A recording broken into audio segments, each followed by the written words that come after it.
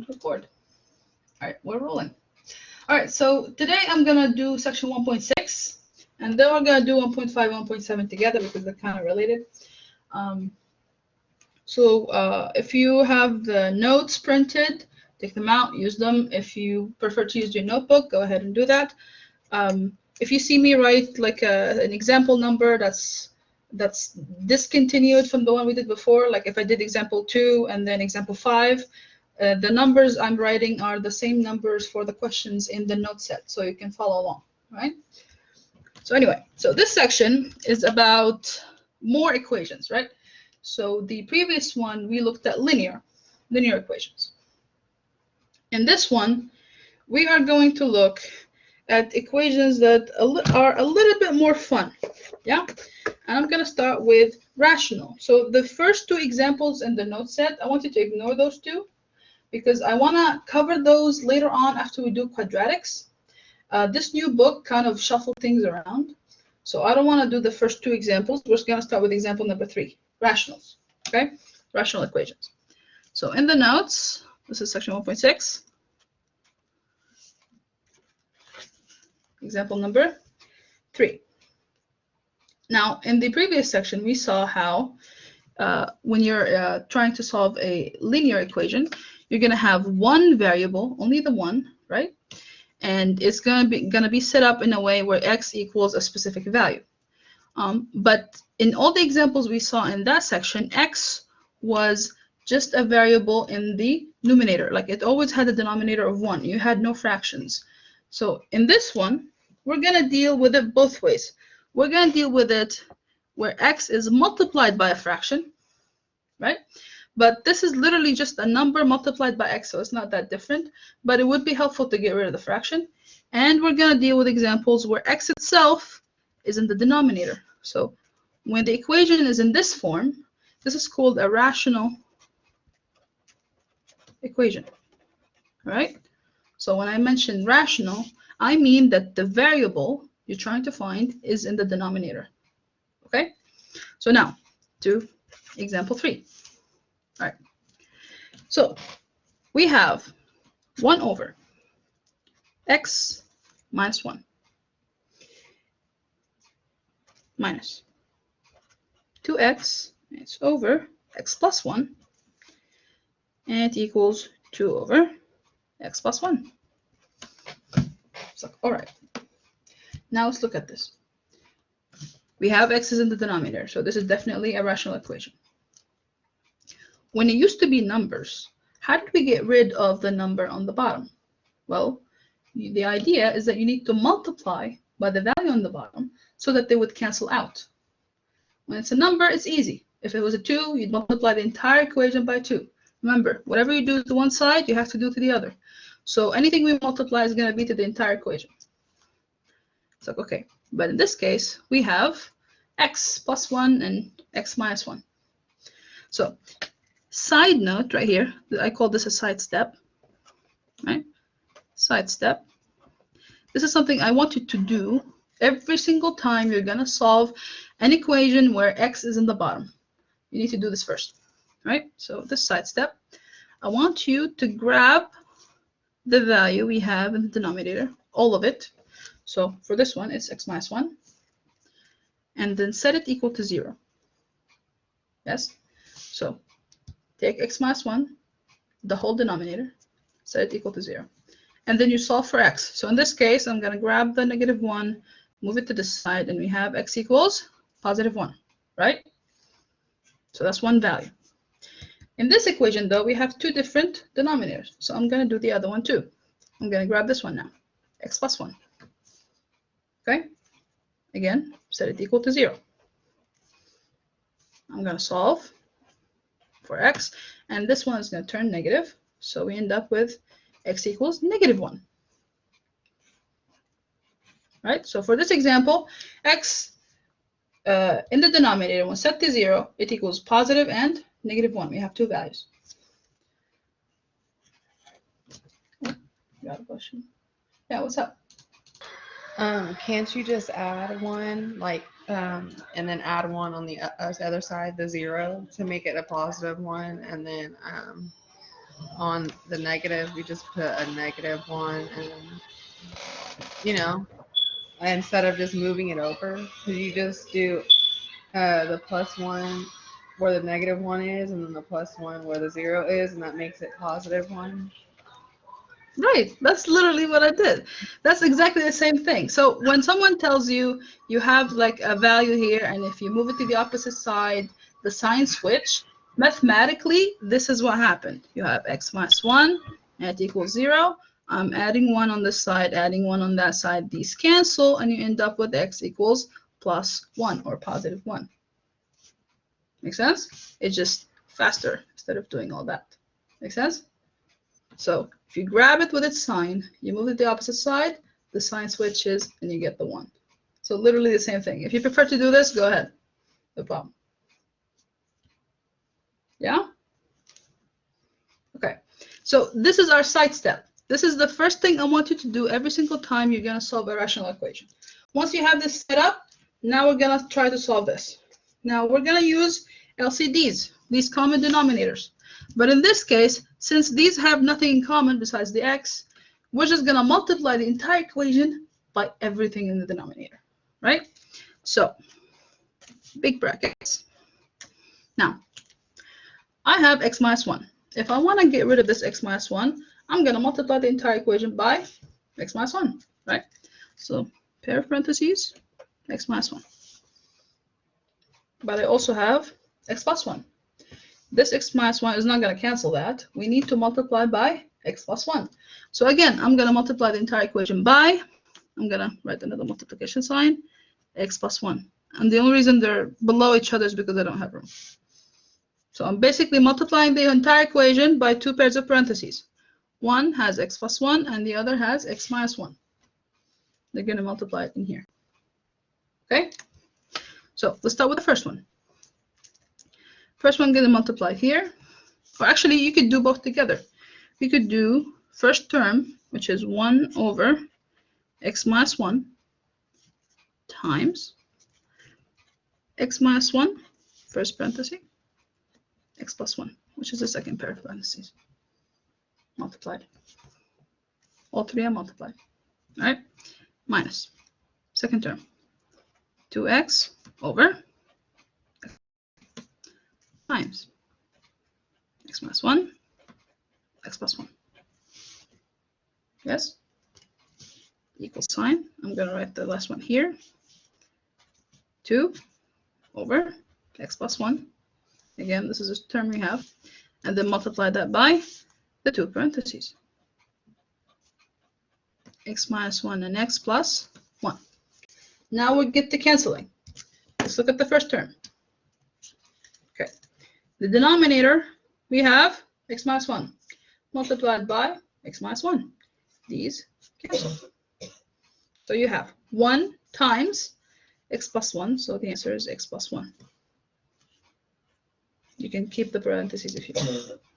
All right? Minus. Second term. Now, over here we have x plus 1 and x plus 1. These are going to cancel.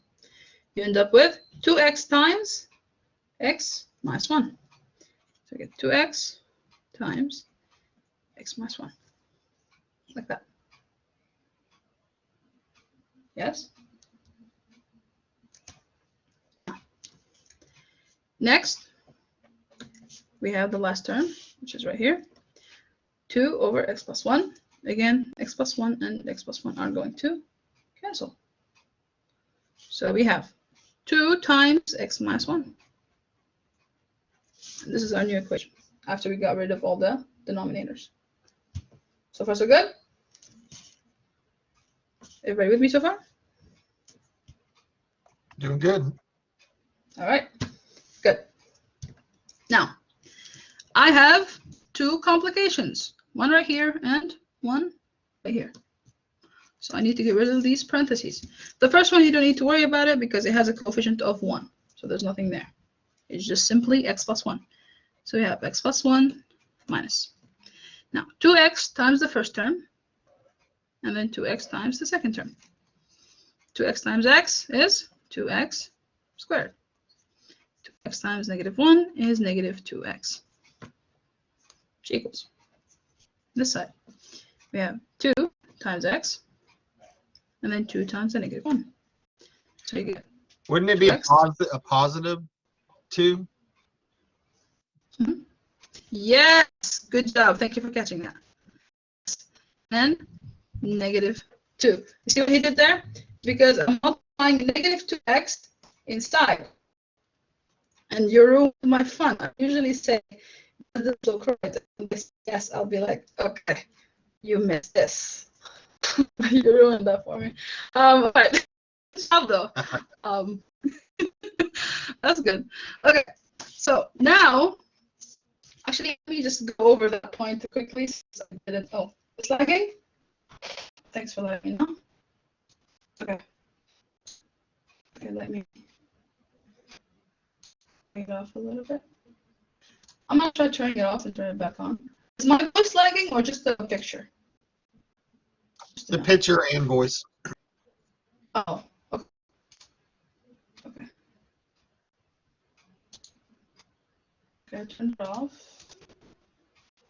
Let's see if that helps.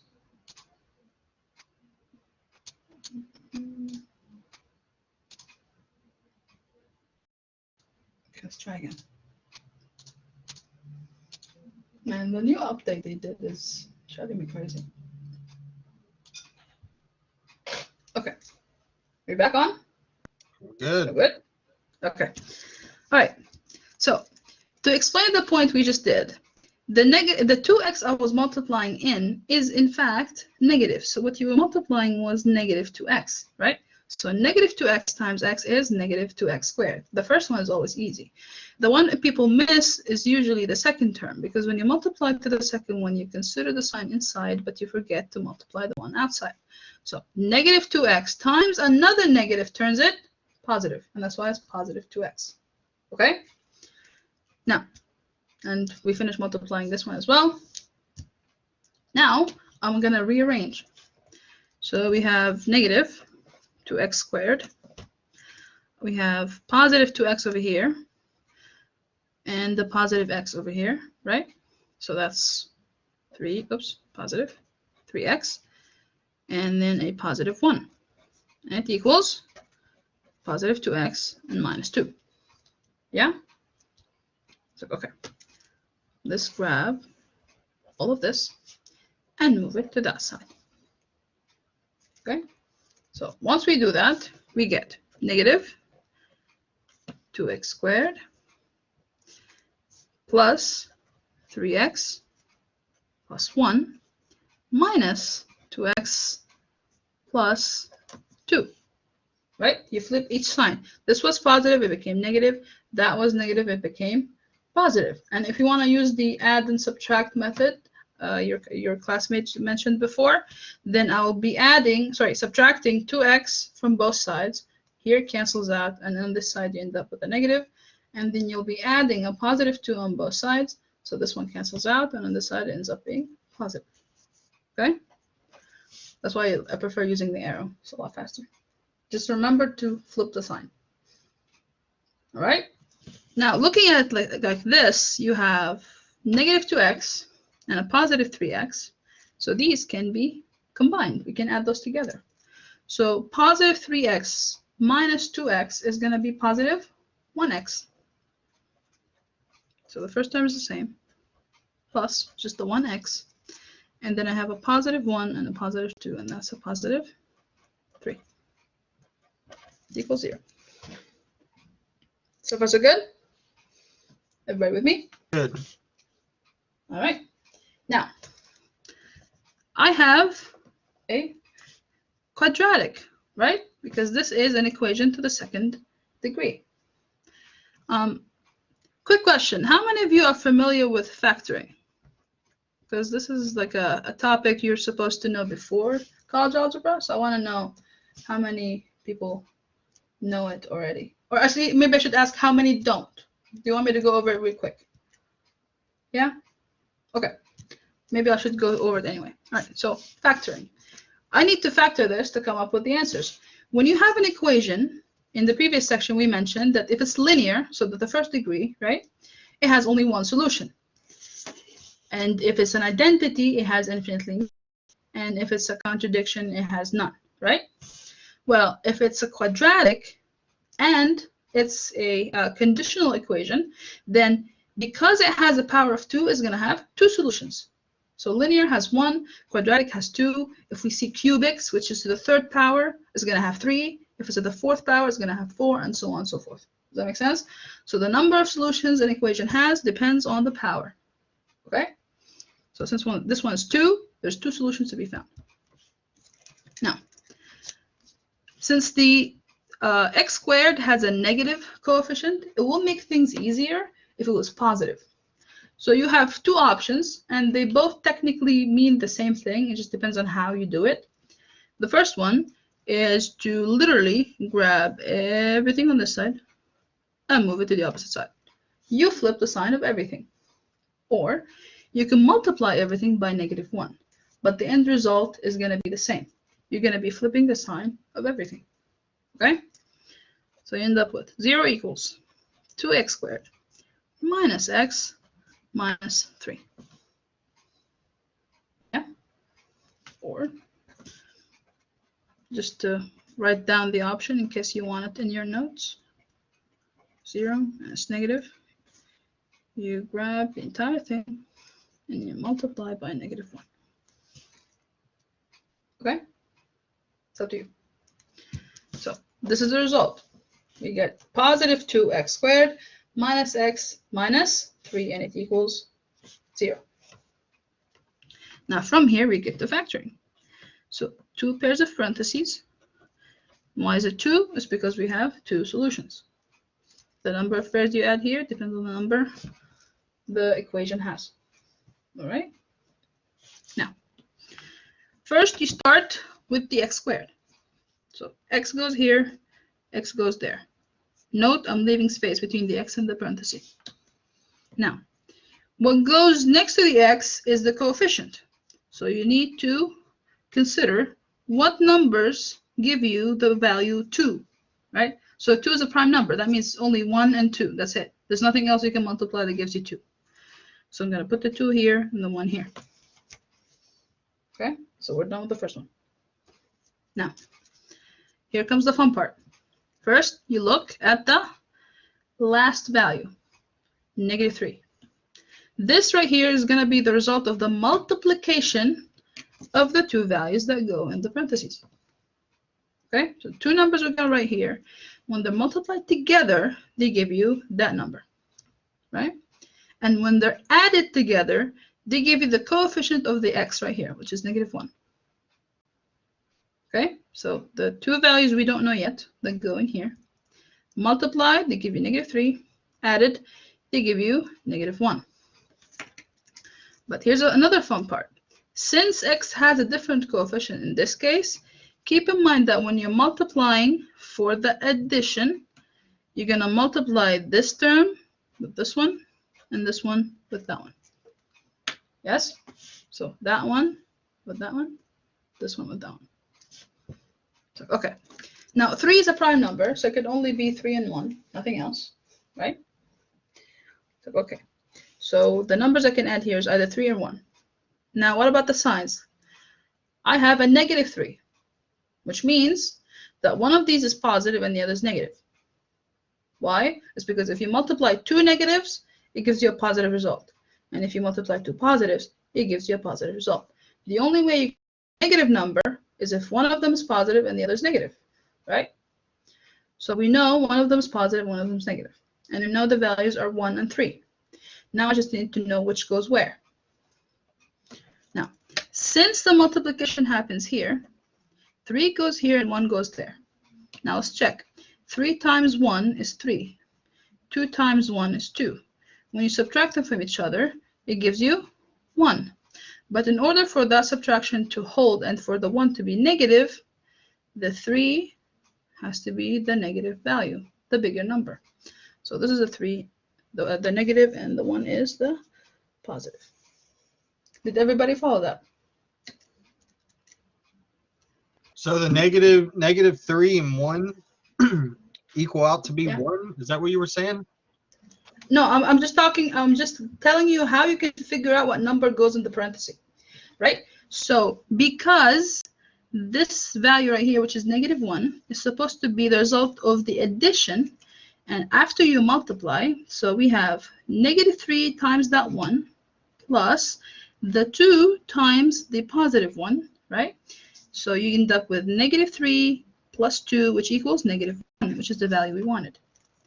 Now, if this was the positive and that was the negative instead, then this would have been positive, that would have been negative, and the answer would have been +1.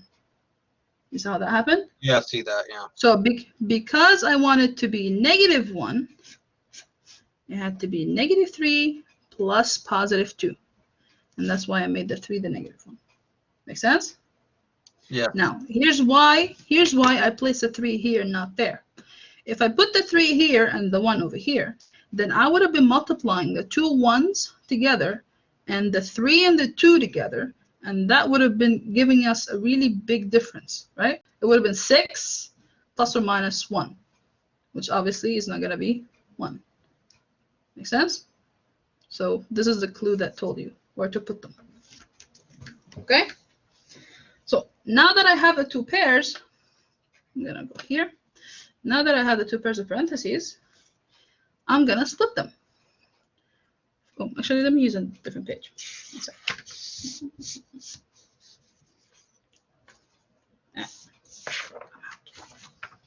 Okay. So now that I have the 2 pairs of parentheses here, I'm going to split them up. Write the first one, set it equal to 0, or the second one, and set it equal to 0. Okay, now I'm going to do this. Okay. Now, we will solve each one separately. Now, I get this question often. Why set them equal to 0? It's because the idea of factoring itself relies on the result being 0. Like if you want to factor a quadratic equation, you'll notice that before you can actually start factoring, the quadratic equation is going to look like this. Equals 0. It's always going to equal 0. If it doesn't equal 0, you're going to remove everything in order to make it equal 0, which is what we did. Yes?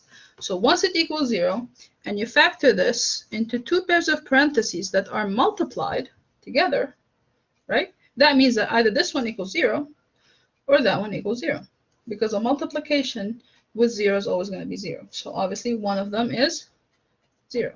So that's why we say or. So x can be either one of these, and they're going to equal 0. So you set each parenthesis equal to 0, and you solve for x. That's why they do it, in case you didn't know that. All right? So now, I'm going to start with the first one. We have 2x minus 3 equals 0. Grab -3, move it to this side, it turns positive. 2x equals 3. Divide by 2, divide by 2, and x is 3 over 2. Okay, so x is 1.5.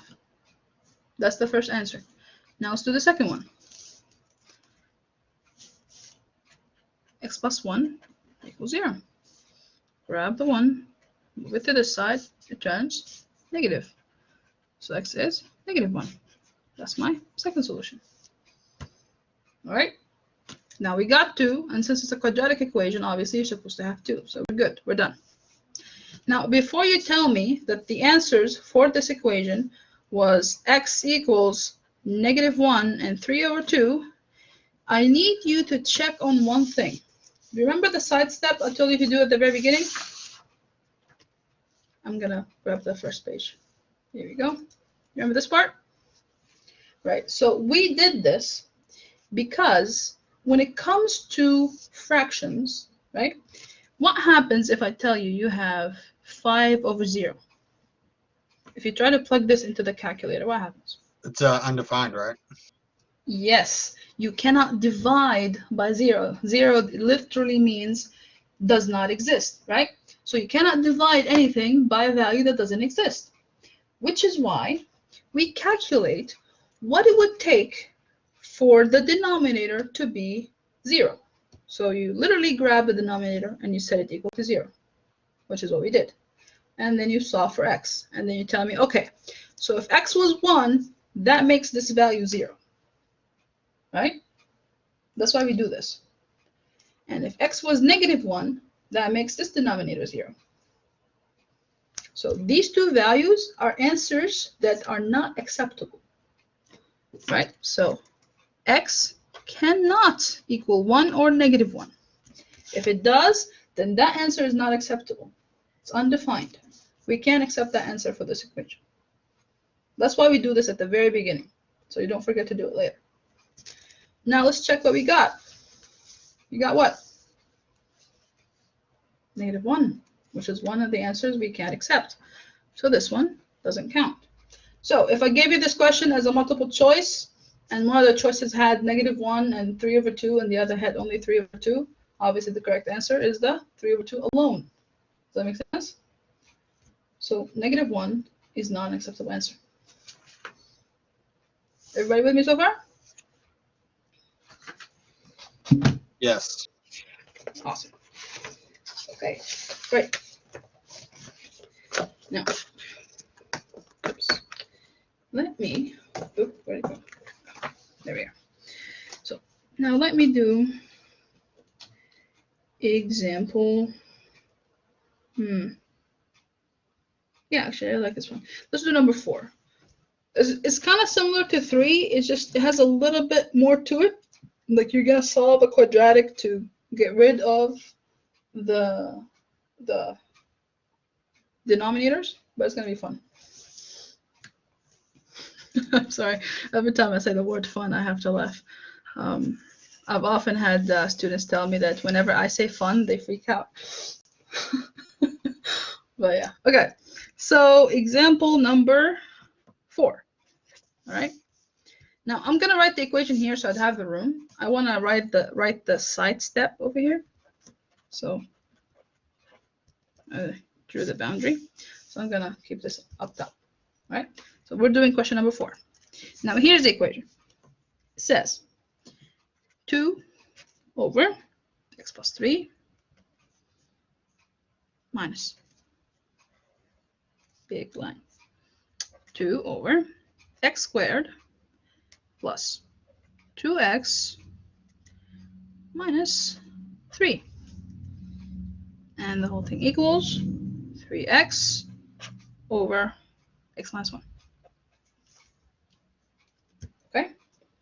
So now that we have the equation, first thing I need to do is my side step. I need to grab every single one of these, set it equal to 0, and find what x is. So, all right, let's do the easy ones first. We have x plus 3, and I'm setting it equal to 0. Grab the 3, move it to that side, and x equals -3. That's the first one. Let's do the second one. X minus 1 equals 0. We grab the -1, move it to that side, turns positive, and x equals +1. Okay? Now, let's do this one. Okay, so this obviously can be factored. So we have x squared plus 2x minus 3 set equal to 0. So if I want to factor this one, the two pairs of parentheses are going to be what? What do you think? Hint, I'm being nice, so they're going to be something quite familiar. The coefficient of the x squared is 1, which means you have x right here and x right here. Nothing to worry about there. The value you multiplied is -3, which means one of those positive, the other is negative, and the numbers can only be 1 and 3. Familiar? And if you add them together, the result is going to be +2, which means the 3 has to be positive, otherwise it won't be +2. So we have 3 and 1. The 3 is the positive one, and the 1 is the negative one. which is what we have here. So I actually don't need to set these each equal to 0 and solve because we kind of already did it. Make sense? So I'm going to rewrite this equation a little bit. The first term and the last term are going to be exactly the same. But the middle one, instead of this big quadratic, I'm going to write the multiplication of the two parentheses we already knew. Like that. Okay? It equals 3x over x minus 1. There. Now it makes it easy.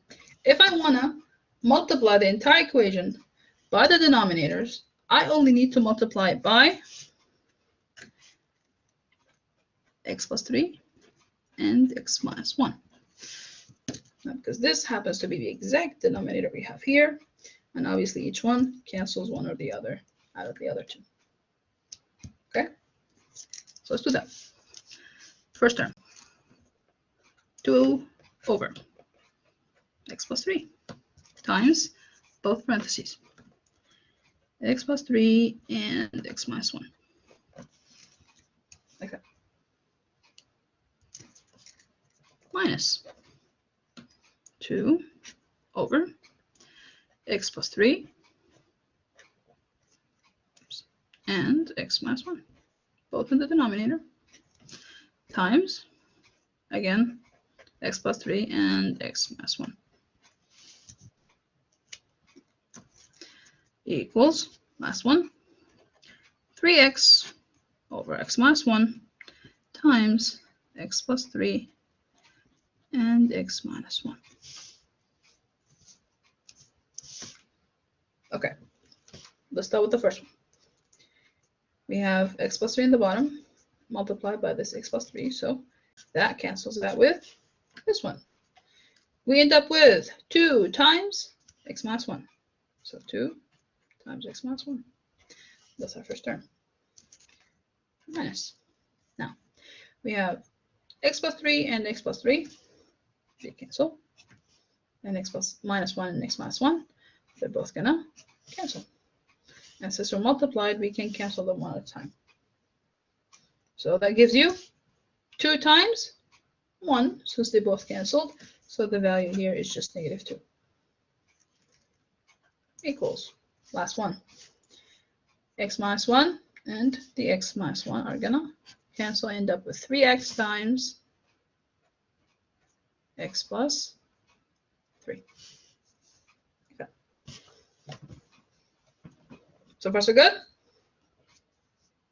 Any questions so far? All right.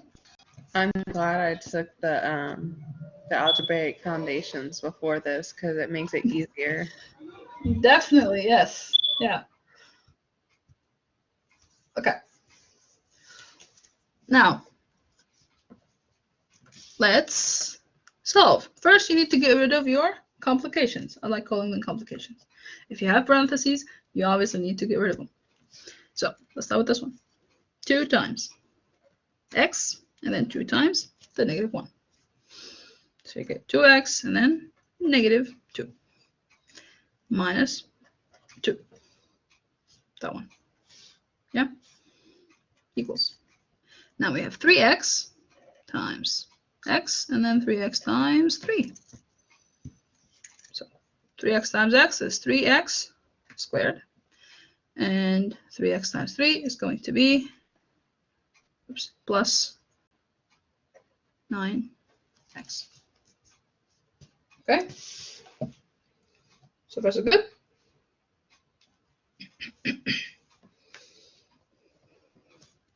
Okay, obviously you can add these two together, right? Negative 2 minus 2 is negative 4. Now here's a trick I like showing my students so that it makes adding when you have negatives or subtracting when you have negatives easier. Yeah? Flip the sign and flip the sign of the number as well. So, for example, I'm going to do it here since I don't have room to continue anyway, so I might as well use it for something else. So this is a side note. If you knew this, don't worry about it. If you didn't, you can write it as a side note for later. like a little tip.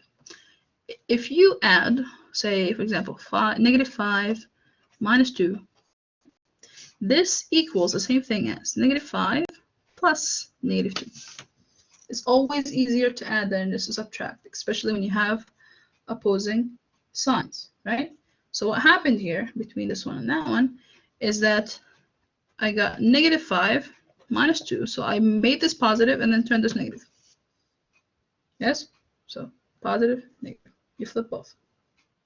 Because when you look at -5 plus -2, you automatically know the answer is -7. But when you see this, I often see -3 as a result. Yes? So flip that, flip this. Okay? Another one, what if we had this? Oops. Plus. Right? So it's easy to add. 5 minus -2, sorry, plus -2, that's obviously 3. But what if I gave you -5 minus -2? Turn positive, turn positive. And then you add that. So this equals -5 plus 2, which is -3. Yes? Now you might ask me, where do we get this? Like why would I be in a situation where I have a negative number? Right? Well, because you could be in, I don't know, pair of parentheses. Yeah? So multiplication, you end up with 2 negatives. Okay? But anywho, so this might be easier to use. If you see a subtraction, turn it positive and then flip the sign of the number that comes after. Okay? Anyway, so this is 2x minus 4. This side remains the same since there's nothing to do yet. Okay, I'm going to use a different page. Oops. There you go. So I'm going to copy this line right here. 2x minus 4 equal x squared plus 9x. All right. Here we are. Now, this is obviously a quadratic, which means we have 2 solutions. Now, I'm going to grab this side and move it to that one. Now, you're technically free to grab this one and move it here, but since I want the coefficient of the x squared to be positive, so might as well not move it, right? So I'm going to move the smaller one to the bigger one. So we end up with 0 equals 3x squared plus 9x minus 2x plus 4. Okay, this is my quadratic. Now, I have 2 values here that are both x to the first value, so sorry, first power. So I can add these together. Positive 9 minus 2 is obviously 7. So we have x squared plus 7x plus 4 equals 0. From here we factor. All right. Okay. Now, oops, let me do this. All right. Let's see. We have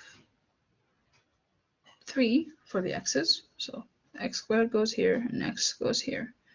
Now 3 is 3 and 1. So 3, 1. The multiplication of this value is what? 4, right? So that means it could be 2 and 2, and it could be 4 and 1, right? Now let's look at the value here. It's 7.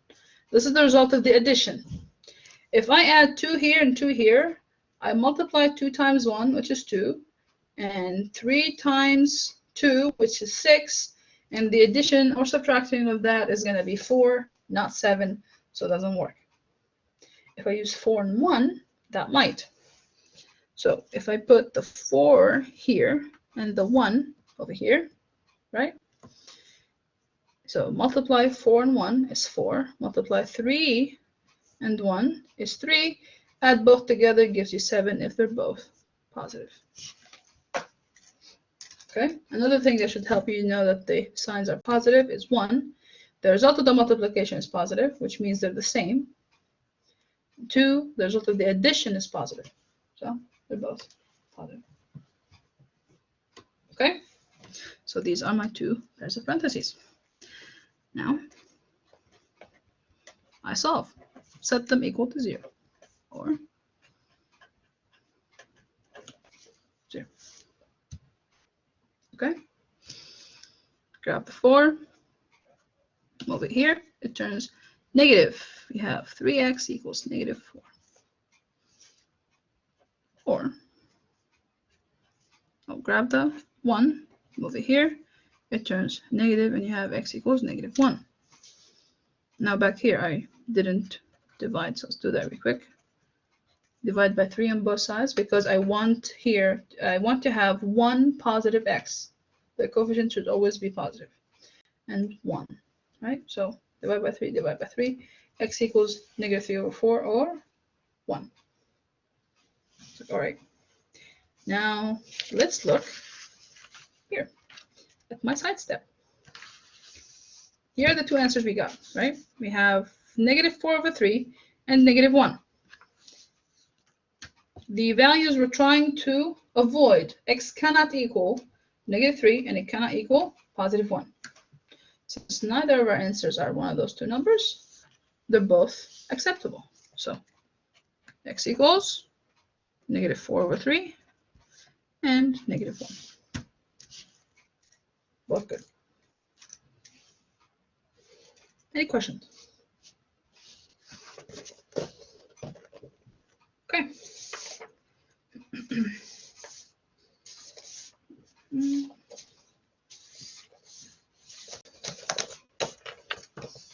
All right, now let's get to the fun part. For example 5 and beyond, I'm gonna introduce a new type of function or equation, I should say. We're not functions yet. Oops, where is it? There we go. All right. So for example 5, I'm gonna introduce you guys to absolute values. So quick question, how many of you have never heard of them before? Because I'm not sure they cover those in foundations, but I wanted to make sure. So how many of you are familiar with what this looks like? Have you seen this before? The two lines on the sides of x. I've seen it before, but I don't know what it means. I don't think we covered that. Okay, so these two lines mean absolute value, right?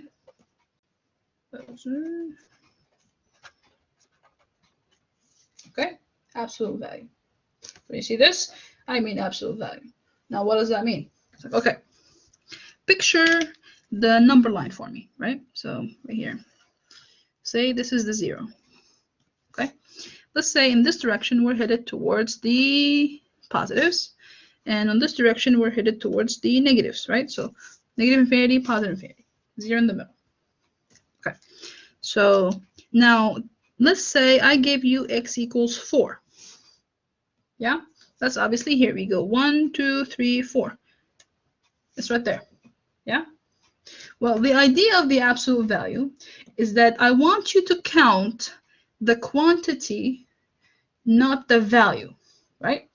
What do I mean by that? I mean that you go from 0 to 4. We have 1, 2, 3, 4. 4 steps. We have 4 pieces. We have 4, quantity, right? So the steps we took is 4, right?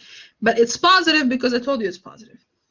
So if I give you negative, you'll be able to go in the negative direction, right? 1, 2, 3, 4. And it'd be negative 4. But the number of steps, if you notice, is exactly the same. Well, for the absolute value, when I say x, the absolute value of x is 4, that means I want you to disregard the sign. Disregard what the value actually means. So I don't care if it's positive or negative. I just want you to give me 4. Does that make sense? So when it comes to this, I say the absolute value of x is 4. It's both the positive and the negative one. It could be this one, and it could be that one. You don't know. Does that make sense? So that's what the absolute value is. I want to disregard what the sign is and just say that it's 4. Well, how does that affect our way of solving it? It's like when you apply these two bars, that's what that means. So if I ask you to remove it, right? If I give you absolute value of x and I say it equals 4, and then I ask you, what does x equal? Question mark. Well, if you remove this, you're going to set the answer both positive and negative, which means in this case, x equals positive 4 and negative 4. Okay? It's both. Because you don't know what the original x I put in here. Once you apply the absolute value, the result is always going to be positive. You lose the sign. So it could have been negative initially. You don't know. So the answer is both. Okay? Now let me give you an example. Hopefully that will clarify things a little more. Number 5. We have the absolute value of 2x minus 1, and it equals 5. So, all right. So, like I said, if I want to solve this, I want to remove the absolute value bars. I'm going to grab whatever the answer is and set it positive one time, negative the other time. Okay. So I want you to copy what's inside the two bars, which in this case is 2x minus 1, and then set it equal to the answer, which is 5. Or do it again, 2x minus 1, and then set it equal to negative 5. So what I did there? The answer could either be 5 or negative 5. Okay? Once you do that, you solve each one. Over here, negative 1 goes to the opposite side. It turns positive. So we get 6. 2x equals 6. Divide by 2, and x equals 3. That's the first value, if the answer was positive 5. On that side, we have what? Negative 1 moved to the opposite side. So negative 5. Oh, I solved the opposite. Sorry, my notes are written backwards. This was supposed to be a negative. That one was supposed to be the positive. So if that confused you, ignore it for a second. I'm going to rewrite it. Okay, so I'm solving the positive first. So 2x minus 1, when you move the 1, it turns. No, actually, I solved it correctly. Yeah. It's one of those days. See, I'm half asleep myself. That's not good. That's All right, okay. so 2x. Yeah, it's like when I think I made a mistake and it turns out to be the right answer. It's just blech. Anyway, so it is 3. What you wrote before is correct. All right, so the first one is actually 3. X equals 3. Now let's go here. All right, so I'm moving the 1 to this side and it turns positive again. So 2x equals negative 5 plus 1, which is negative 4. All right, divide by 2, divide by 2. So negative 4 divided by 2 is negative 2. So x is negative 2. So when I said that the answer was positive 5, the answer was 3. And when I said it was negative 5, the answer is negative 2. Okay, so if I give you a question like this and ask you what does x equal, well, in this case, x is negative 2 and positive 3. Does it make more sense now? More examples? Any questions before I move on? I want to know if you're with me. I'm good. You could do one more if you want. That'd be nice. Okay. What about everybody else? Question on, yeah, I just had a question on what were the numbers that you said that we couldn't use again? Couldn't use. On the previous notes, you said something about 2 numbers that if we got those numbers that we couldn't use them and we had to cross them out. Yes, those are the value of the denominator. I think it's the back of this page, right here. These two? Yes, ma'am. Yes, Right. ma'am. I just wanted. So this is the wanted to equation we had initially. Yeah. Mhm. So this is the equation we had initially, right? I want you to grab the values that are in the denominator, especially if I gave you x at the bottom, right? So this one right here, since I don't know what x is, right? I'm solving for x. The idea of rational is that at the bottom cannot be 0. So what we do to make sure that it's not 0, you grab it, you set it here, set it equal to 0, to the value you don't want it to be, and you solve for x. So this x value is the one we're trying to avoid, right? So grab the denominator, take it here, set it equal to 0, and solve for x. If you have a different denominator somewhere else in the equation, you do the same. So the x minus 1, you grab 1, 2, and you solve it. And since the quadratic ended up being the same two pairs, we didn't have to do that one too. Okay? So we're avoiding these two. Right? Awesome. Any other questions? Okay, so you do the side step every time. Now let's get back to absolute value. All right, let's do one more. How about 6? Oops. There you go. So this is example number 6 in the notes. So question says you have 2 times the absolute value of x minus 4, close, plus 1, and it equals 7. All right, so this one's a little more interesting. I gave you addition and multiplication outside of the absolute value, not just inside. Okay, here's the first thing I want you to do. When we're considering the absolute value, I want you to isolate it from everything else.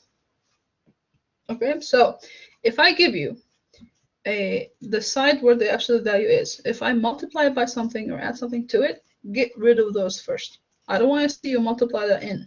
Don't do that. Get rid of it. Everything moves here. Okay, so first we start with the addition.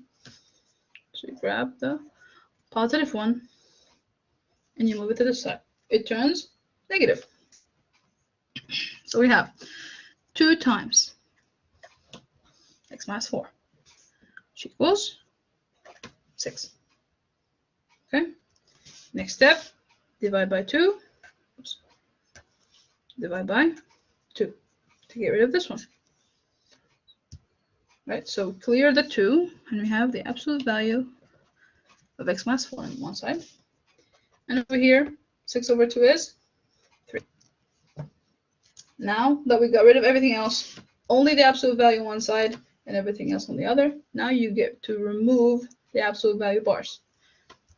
So when we do that, x minus 4, we set it equal to, the answer was positive, and then the answer, oops, while it's negative, right? So one's positive, one's negative, same number, positive, negative. And then you solve. Grab the 4, move it here, turns positive. So x is 7. 4. Grab the 4, move it here, it turns positive. So positive 4 minus 3 is 1. So the answer is either 7 or 1. Any questions?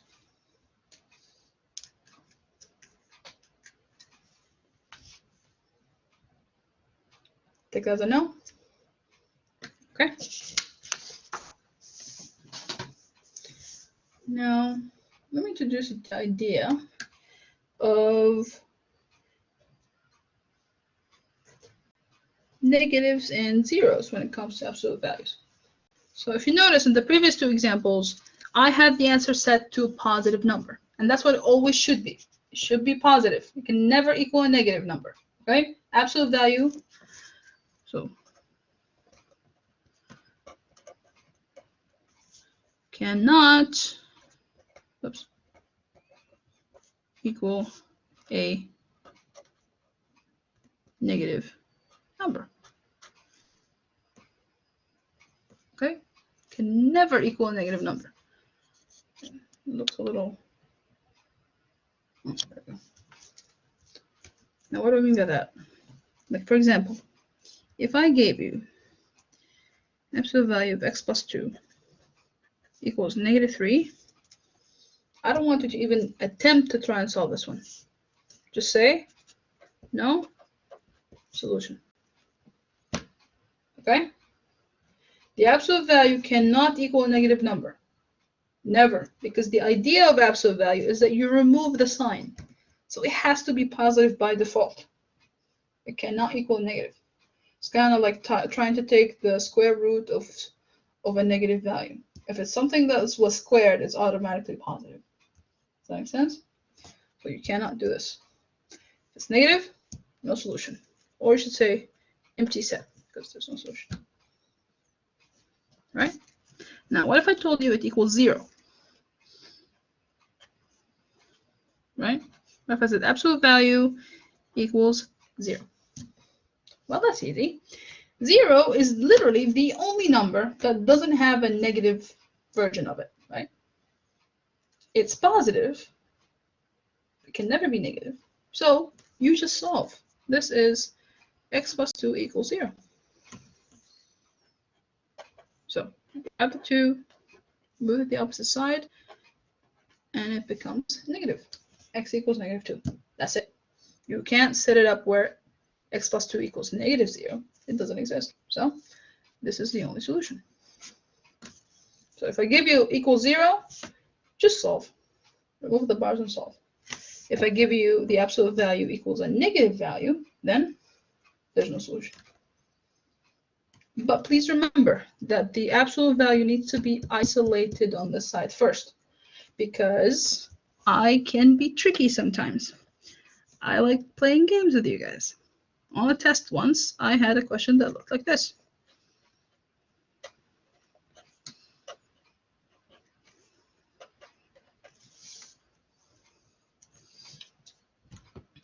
Right? It turns negative. So you get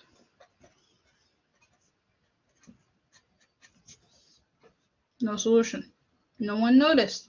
Or I could do the opposite to you. It could be absolute value of something, and I'll be like minus 6 equals -1. And when you see this, you'll be like, oh, so no solution. It's like, nope. If you move that here, it turns positive. So it's actually x plus 2 and the absolute value, and it equals +5. So you can solve it. So I did there. So always isolate it before you make a decision. All right? Once it's done, no other algebra to be done. Isolated absolute value on one side, a number on the other. Then you see. If it's positive, you solve. If it's negative, there's no solution. If it's 0, there's only the one solution. Okay? Any questions?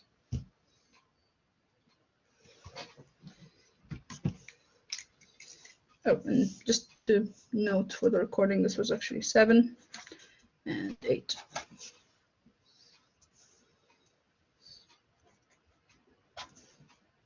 And these are just notes.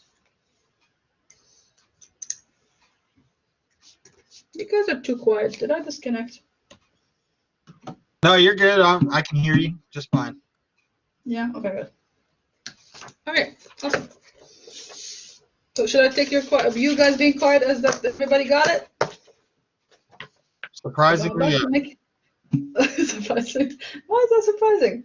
All right, No, so I'm gonna make it a little more interesting, a little more fun, if you will. Okay. Now, so we understood how absolute value works. So what would you do if I gave you something like question number 9 in the notes, where we have the absolute value of something, and it equals the absolute value of something else. No numbers. Yeah, it's fun. I like using that word, although apparently I ruined it for a lot of people. Right? So what would you do now? I didn't give you one number that you can flip the sign of. I gave you equations on both sides. Well, here's the fun part. you get to pick one and treat it as though it was a number, right? So let's say I want to treat this as my absolute value.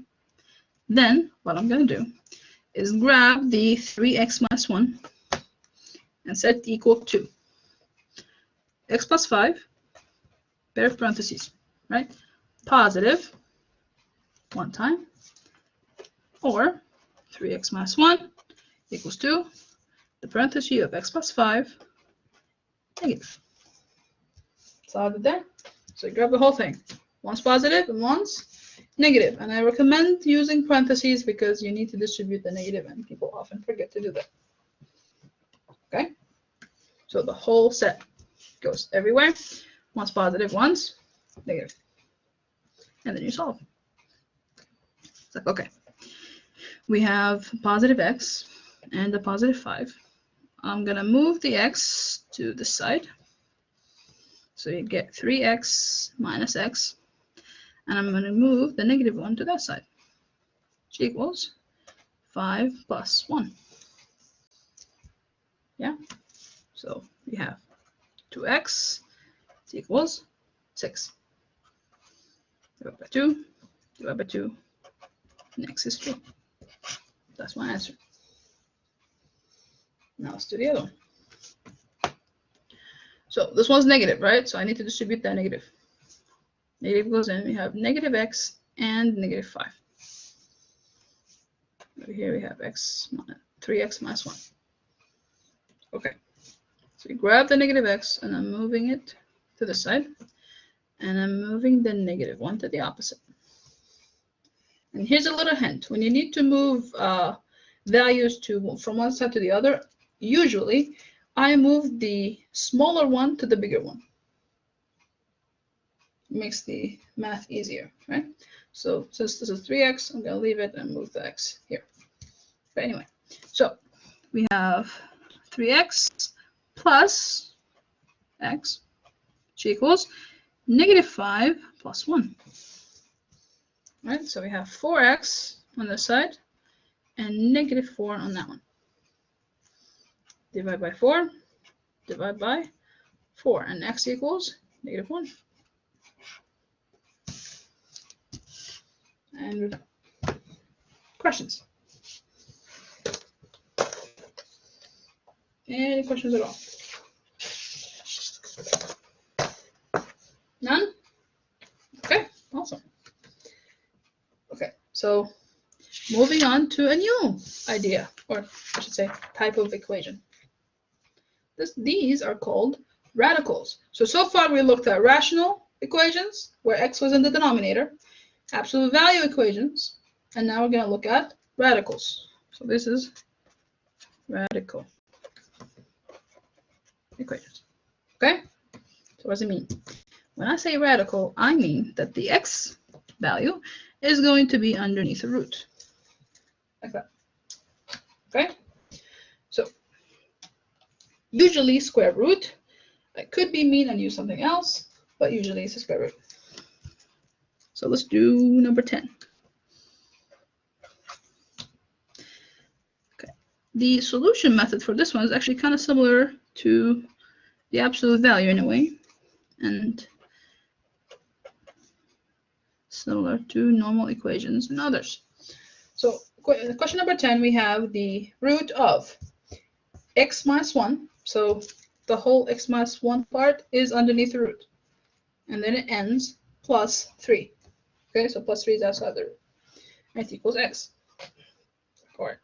First step, like I said, for the absolute value, you need to isolate. So the root needs to be alone on one side and everything else on the other.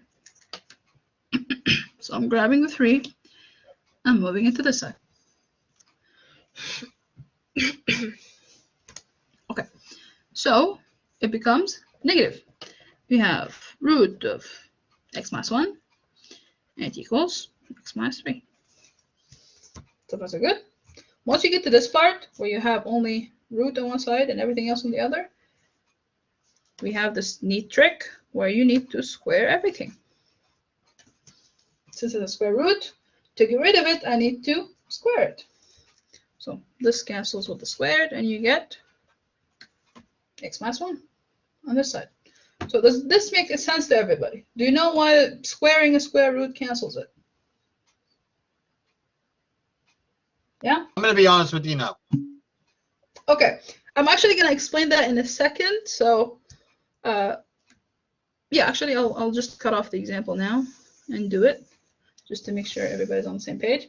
All right, so I'm going to start a little further back. I think this is in foundations, but might as well do it anyway.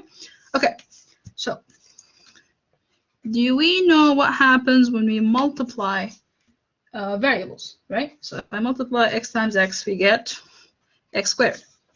Do you know what happened here? It's like you have a power of 1, and the powers got added, right?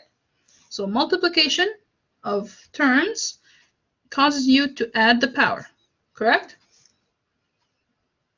Yeah, so if I gave you x squared times x cubed, the answer in this one is going to be x what? To the 5th power, right? So yeah, because I'm adding 2 and 3. Okay, so what happens when you raise a power to a power? For example, x squared to the 3rd power, like this. So this is a power of a power. I'm not multiplying two terms. I'm raising one to the power. This literally means x squared times x squared times x squared, right? Oops, squared. So x squared times itself 3 times. It's x squared cubed. Does that make sense? So when this happens, you are multiplying these two numbers. Make sense? So it's 2 times 3, and the answer is going to be x to the 6th, which is what happens when you do it this way. I'm adding, right? 2 plus 2 plus 2, which is 6. Okay? So when you raise a power to a power, you multiply two numbers. Okay? So far so good? Yes. No multiplication, we add. Power to a power, you are going to multiply. It's like, okay. Now here's a question for you. What happens when you multiply, let's say, x to the 2nd power times 1/2 power? I'm going to multiply, right? Okay. So based on the value, 2 times 1/2 is, because this is 2 over 1, right? So 2 times the 1 is 2, 1 times the 2 is 2, and you get 2 over 2, which is 1. Correct? So this is 2 over 2, which is the 1 power. So they canceled out. Okay, what if I told you that the root is actually something to the power of 1/2? That would make sense, right? Because if you had x squared in here, these would cancel out and give you 1. If I had x squared in here, that's literally what happened. Okay, so a root is actually a power of 1/2. So when I have x to the power of 1/2, like we had here, and I square it, these two are gonna cancel. You're gonna end up with x to the power of 2 over 2, which is x to the power of 1. Yeah? So anything under the root, like this, if I square the entire root, the power of half and the 2 cancel, and you end up with whatever's under the root. Thank you. I see a no. Do you have a question?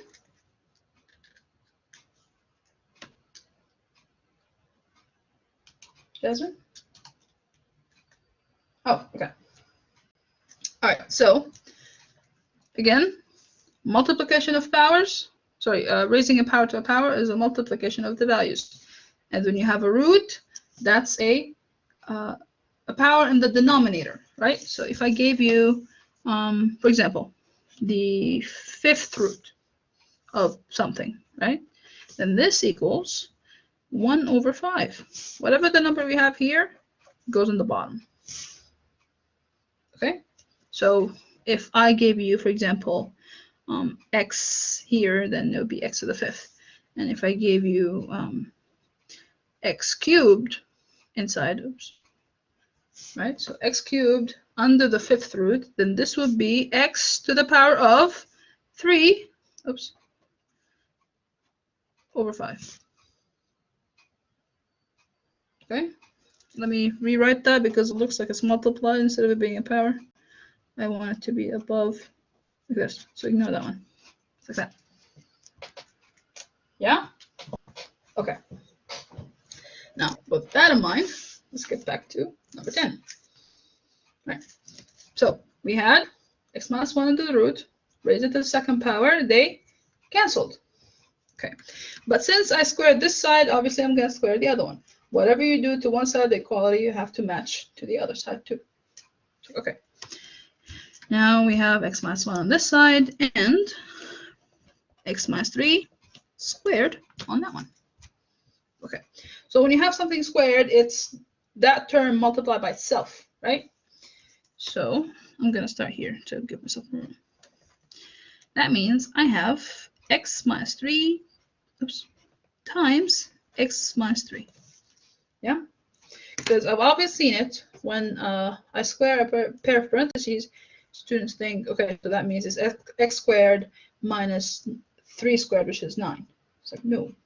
You're actually multiplying the entire pair of parentheses by itself. Okay? So that means we're going to multiply this one with that one, and this one with that one. That's true. But you're also going to multiply this x with that 3, and this 3 with that x. All right? So we get x squared, x times negative 3, which is negative 3x, negative 3 times x, which is another negative 3x, and then negative 3 times negative 3, which is a 9, positive 9. Add these two together. That's x squared minus 6x plus 9. And on this side is still x minus 1. I didn't touch that part. Okay. Now, here's another tip for later use. So write this on the side, put it in a bubble if you want. When you have a You're starting to break up minus, and the screen frozen. oh, it did. Okay. Let me try to reset again. Hopefully that would help. Okay, so let's try.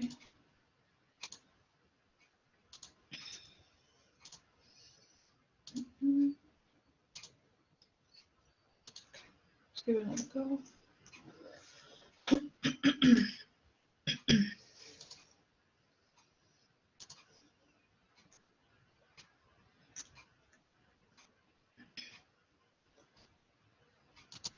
Okay.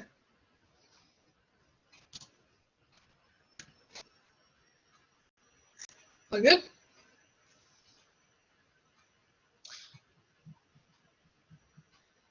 Is it still lagging? It was a little bit when you put your hand in there. Yeah. So it's better now. It's still laggy. Yeah. See. Okay. Okay. Let me turn off the camera a little bit and keep it off. Maybe that helps. Okay. I'll just keep it off a little bit. So I was about to give you a little tip. That's kind of like a formula you can use whenever you have something squared. And I'm going to finish writing it while we wait for the camera to work out, so I can just point and explain instead of, oops, there you go, plus, minus.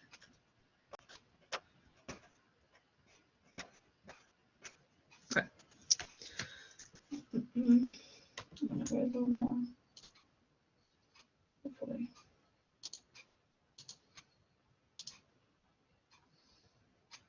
Okay, let's give it a go.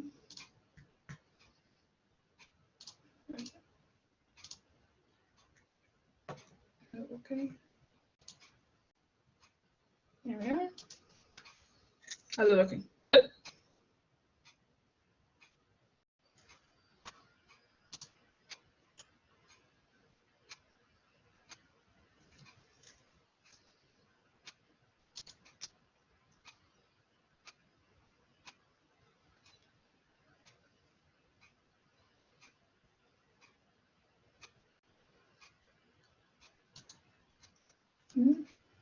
Is it?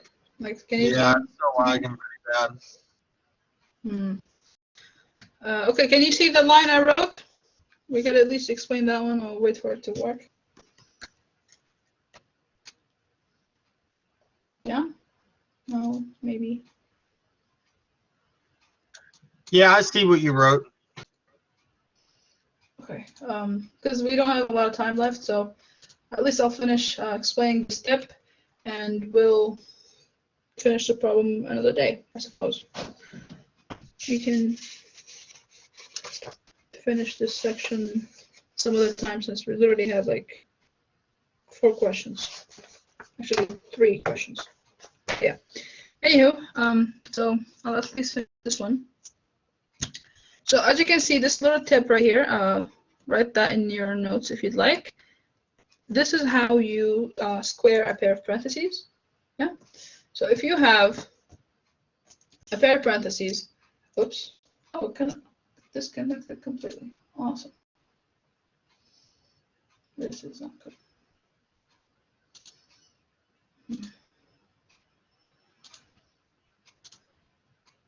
All right, tell you what, you guys. I'll just write here next class, and we'll do all this again instead, because it doesn't look like it's gonna work, and we have like what 6 minutes left. So I'll let you go. See you on Wednesday. All right, have a good evening. You too. Bye. All right.